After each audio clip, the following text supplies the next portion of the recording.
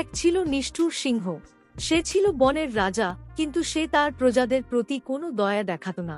প্রতিদিন সে বনের অন্যান্য প্রাণীদের ভয় দেখিয়ে তাদের খাবার ছিনিয়ে নিত। তার ভয়ানক গর্জনে বনের সবাই কেঁপে উঠত। প্রাণীরা অসহায় হয়ে পড়েছিল, কেউ তার সামনে দাঁড়ানোর সাহস করত না।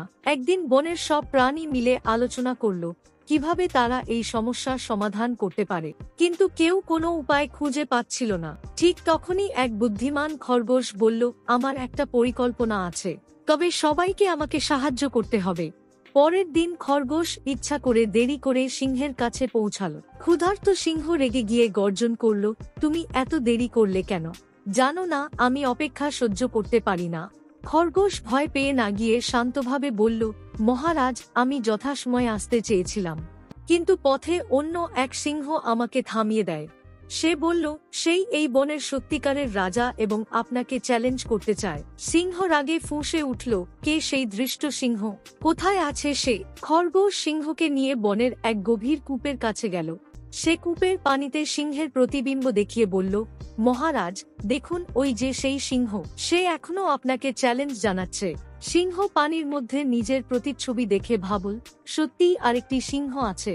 সে রেগে গিয়ে তীব্র গর্জন করল এবং প্রতিচ্ছবিকে আক্রমণ করতে ঝাঁপ দিল।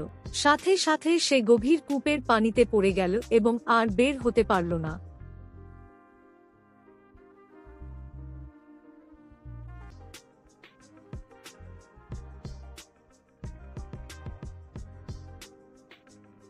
বনের সব প্রাণী আনন্দে চিৎকার করে উঠল।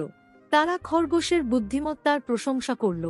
সেদিন থেকে বন আবার শান্তিতে বসবাস করতে লাগল, আর খরগোশ হয়ে উঠল বনের সবার কাছে বীর ও বুদ্ধির প্রতীক।